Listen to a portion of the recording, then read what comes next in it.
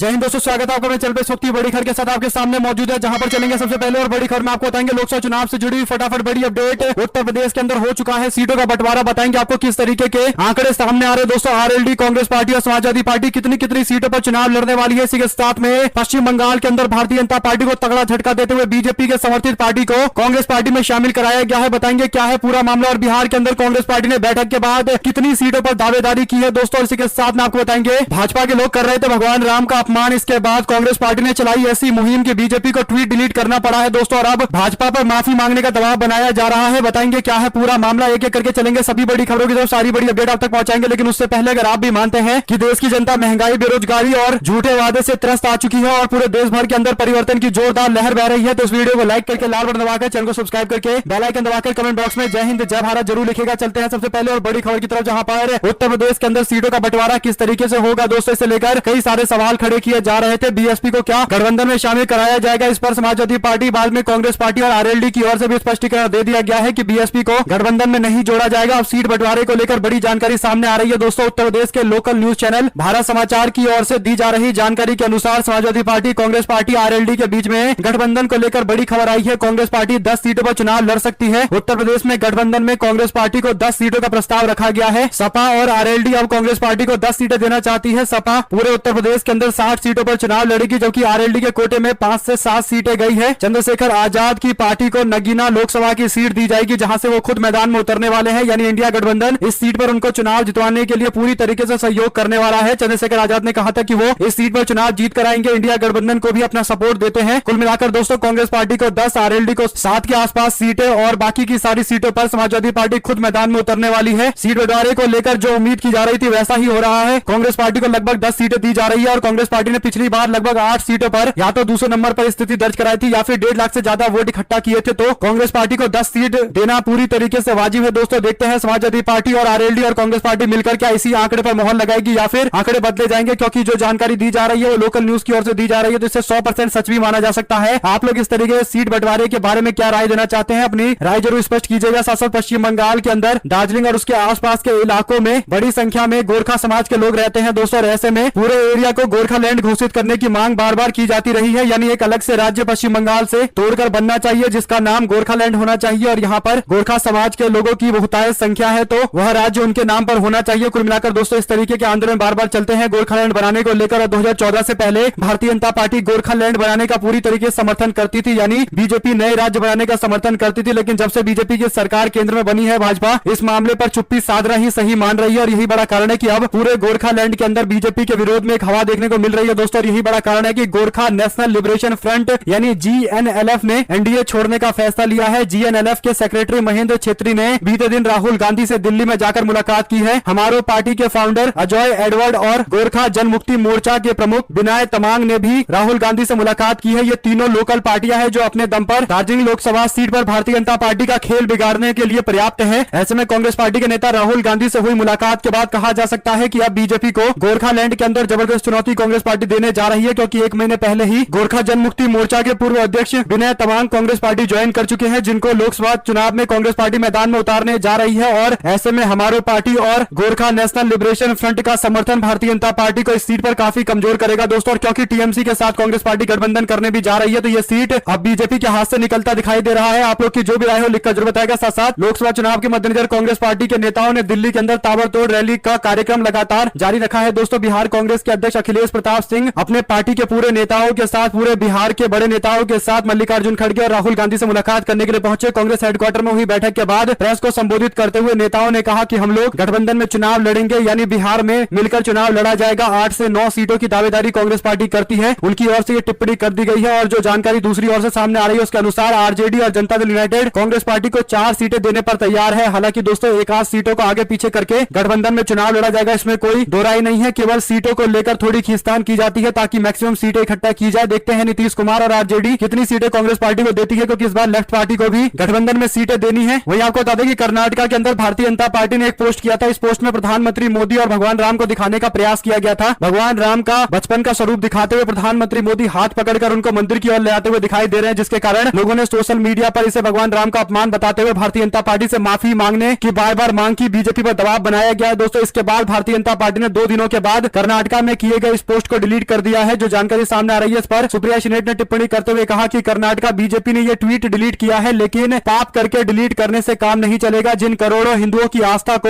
आहत किया गया उनसे माफी मांगिए। यानी भाजपा के लोग उनके सोशल मीडिया हैंडल से भगवान राम या हिंदू समाज से जुड़े हुए चीजों को लेकर कोई भी अभद्र टिप्पणियां कर देते हैं, और क्योंकि बीजेपी अपने आप को हिंदू समाज का ठेकेदार समझती है तो शायद उसे लगता है कि वो कोई भी टिप्पणी करके बच जाएंगे। लेकिन इस बार कांग्रेस पार्टी ने जबरदस्त मुहिम चलाते हुए बीजेपी से ट्वीट डिलीट करवाया है। अब माफी की मांग की जा रही है। जो भी अपडेट आगे आती रहेगी आप तो लगातार पहुंचाते रहेंगे। दोस्तों आपकी जो भी राय हो लिखकर जरूर बताएगा। साथ साथ एपी न्यूज सी वोटर के डायरेक्टर यशवंत देशमुख दावा कर रहे हैं कि भारतीय जनता पार्टी को बिहार के अंदर वो सारी सीटें मिलेगी जहां पर बीजेपी और जेडीयू के कैंडिडेट एक दूसरे से टकराएंगे, और जहां पर बीजेपी और आरजेडी के कैंडिडेट एक दूसरे से टकराएंगे वहां पर फायदा आरजेडी को मिलेगा। महाराष्ट्र को लेकर दावा किया गया है कि बीजेपी और कांग्रेस के बीच में सीधी लड़ाई वाली सीटें भारतीय जनता पार्टी को मिलेगी। कुल मिलाकर बिहार और महाराष्ट्र को लेकर ये जो दो बड़े दावे किए गए हैं, क्या ये गठबंधन तोड़ने के लिए लोगों के मन में दिमाग में ये बातें डाली गई है कि अगर जनता दल यूनाइटेड और बीजेपी का मुकाबला लोकसभा की सीटों पर होगा तो बीजेपी को जीत मिलेगी। कुल मिलाकर दोस्तों जनता दल यूनाइटेड ने जब 2015 में आरजेडी के साथ गठबंधन में चुनाव लड़ा था तो सबसे बड़ी पार्टी बनकर उभरे थे। तो ये कहना कि जनता दल यूनाइटेड बीजेपी के सामने मुकाबला हार जाएगी गठबंधन होने के बावजूद, ये पूरी तरीके से गलत है। आप लोग अपनी राय जरूर स्पष्ट कीजिएगा। साथ साथ राजस्थान के अंदर जनता ने राज बदल दिया और रिवाज चलता रहा और कांग्रेस पार्टी की सरकार चली गई, लेकिन पार्टी का बेस अभी और मजबूत दिखाई दे रहा है। दोस्तों आपको बता दें कि एक दावे में बताया गया है कि कांग्रेस पार्टी ने जो हाल ही में शुरू किया है अभियान डोनेट फॉर देश, इस कैंपेन में सबसे ज्यादा कांग्रेस पार्टी को राजस्थान से समर्थन मिल रहा है। राजस्थान को इस मुहिम के दौरान सबसे ज्यादा पैसे मिल रहे हैं। महाराष्ट्र के बाद राजस्थान दूसरे नंबर पर है, उत्तर प्रदेश तीसरे नंबर पर है। यानी जहां पर कांग्रेस पार्टी अभी चुनाव हारी है और जहां पर महाराष्ट्र में कांग्रेस पार्टी की सरकार नहीं है वहां भी कांग्रेस पार्टी को सबसे ज्यादा डोनेशन मिल रहे हैं। कांग्रेस पार्टी ने अब तक 5,49,18,615 रुपए इकट्ठा किए हैं। इसमें 58,86,262 रुपए तो राजस्थान ने ही अकेले दिए हैं। इस कैंपेन के जरिए कांग्रेस पार्टी को दिए गए दान में राजस्थान दूसरे नंबर पर है। सचिन पायलट ने इस पर टिप्पणी करते हुए कहा कि लोकतंत्र हमारे देश की नींव है, हमारी ताकत है। कांग्रेस लोकतंत्र की सुरक्षा और सशक्तिकरण के लिए हमेशा से समर्पित रही है। इस सशक्त व समावेशी लोकतंत्र में उसके निर्माण और देश को बेहतर भविष्य के लिए आज मेरे द्वारा किया गया योगदान, यानी सचिन पायलट ने भी कांग्रेस पार्टी के फंड में 1,38,000 रुपए जमा करवाए हैं। साथ दोस्तों लद्दाख के अंदर कांग्रेस पार्टी के जो नेता हैं उन सभी को दिल्ली तलब किया गया। दरअसल कांग्रेस पार्टी के नेता राहुल गांधी और मल्लिकार्जुन खड़गे बार बार अपने पार्टी के नेताओं से मुलाकात कर रहे हैं। लद्दाख के सारे बड़े नेताओं को दिल्ली बुलाया गया था। उनके साथ बैठक के बाद आगे की रणनीति तैयार की गई है। देखते हैं कांग्रेस पार्टी लद्दाख में इस बार किसको मैदान में उतारती है। जो भी अपडेट आएगी दोस्तों आप लगातार पहुंचाते रहेंगे। साथ साथ एक्टर मिथुन चक्रवर्ती मंगलवार को पश्चिम बंगाल में भारतीय जनता पार्टी की कोर कमेटी की एक महत्वपूर्ण बैठक में शामिल नहीं हुए, जिसकी अध्यक्षता केंद्रीय मंत्री अमित शाह ने की। पार्टी के राष्ट्रीय अध्यक्ष जेपी नड्डा भी मौजूद रहे। स्टार को छोड़कर बीजेपी के सारे बड़े नेता मौजूद थे। तो इसका क्या मतलब है कि क्या अब मिथुन चक्रवर्ती भारतीय जनता पार्टी छोड़ने जा रहे हैं। जो भी अपडेट आएगी आप लगातार पहुंचाते रहेंगे। साथ साथ बिहार में 4 लाख नियोजित शिक्षकों के लिए खुशखबरी आई है, अब वो भी राज्य कर्मी बन सकेंगे। बिहार सरकार ने बड़ा फैसला लिया है। नोटिफिकेशन जारी करते हुए लिखा गया कि बिहार विद्यालय विशिष्ट शिक्षक नियमावली 2023 की स्वीकृति के संबंध में बताया गया है कि उपरांत वर्तमान में पंचायती राज और नगर निकाय संस्थान के अंतर्गत नियुक्त कार्यरत शिक्षक पुस्तकालय के अध्यक्ष भी इस नियमावली के नियुक्ति प्रक्रिया के माध्यम से राज्य कर्मी के इस नए संवर्ग में शामिल हो सकेंगे। राज्य में प्रारंभिक और माध्यमिक शिक्षा के प्रभावी प्रबंध और शिक्षा में गुणवत्ता में सुधार होने के उपरांत राज्य में उचित शैक्षिक वातावरण का निर्माण हो सकेगा। कुल मिलाकर 204 लाख नियोजित शिक्षकों के लिए खुशखबरी है, वो राज्य कर्मी का दर्जा प्राप्त करने वाले हैं। बिहार सरकार के इस फैसले का लोकसभा चुनाव पर काफी ज्यादा असर होने वाला है, क्योंकि रोजगार को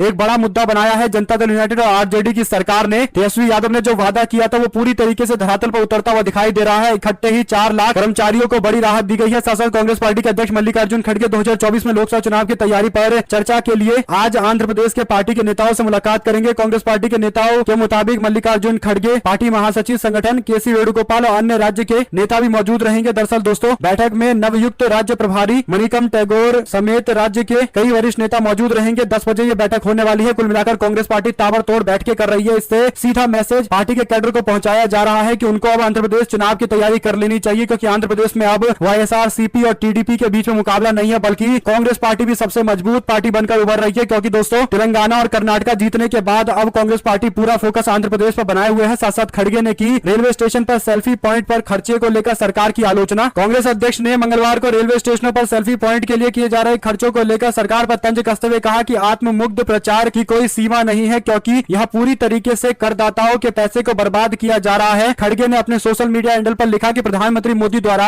आत्ममुग्ध प्रचार की कोई सीमा नहीं है। रेलवे स्टेशनों पर मोदी जी के 3D सेल्फी पॉइंट्स स्थापित करके करदाताओं के पैसे को पूरी तरीके से बर्बाद किया जा रहा है। यानी लोग आकर फोटो खिंचवाए प्रधानमंत्री मोदी के विकास विकास कार्य कौन कौन से हैं और लोगों को प्रचार का एक माध्यम बनाया जाए। कुल मिलाकर दोस्तों भारतीय जनता पार्टी के इस तरीके के प्रचार की जमकर आलोचना हो रही है, क्योंकि बीजेपी को ये पैसा प्रचार की जगह योजना में लगाना चाहिए, क्योंकि भारतीय जनता पार्टी को भी पता है कि सीएजी की रिपोर्ट में बीजेपी की कई योजनाओं की पोल खुल चुकी है। शायद यही बड़ा कारण है दोस्तों की पूरे मामले को भाजपा दबाने के लिए शायद प्रचार प्रसार ज्यादा करना चाहती है। रेलवे स्टेशन पर भी लोगों को सेल्फी पॉइंट के माध्यम से जोड़ने का प्रयास किया जा रहा है। आप लोग अपनी राय जरूर लिख कर बताएगा। साथ साथ रेवंत रेड्डी और कांग्रेस पार्टी के नेता डीके शिव कुमार ने आंध्र प्रदेश के नेताओं से मुलाकात करनी शुरू कर दी है। तेलंगाना में कांग्रेस पार्टी जीत के बाद अब पूरा फोकस आंध्र प्रदेश पर बनाए हुए है। दोस्तों डीके शिव कुमार और रेवंत रेड्डी दोनों को जिम्मेदारी दी गई है आंध्र प्रदेश में पार्टी का विस्तार करने के लिए। जो भी अपडेट इससे जुड़ी भी आएगी आप लगातार पहुंचाते रहेंगे। हमारे साथ लगातार जुड़े रहने के लिए आप सभी दोस्तों, भाइयों, बहनों, मित्रों का बहुत बहुत धन्यवाद। आप लोग देख रहे थे आपका अपना चैनल जय हिंद जय भारत।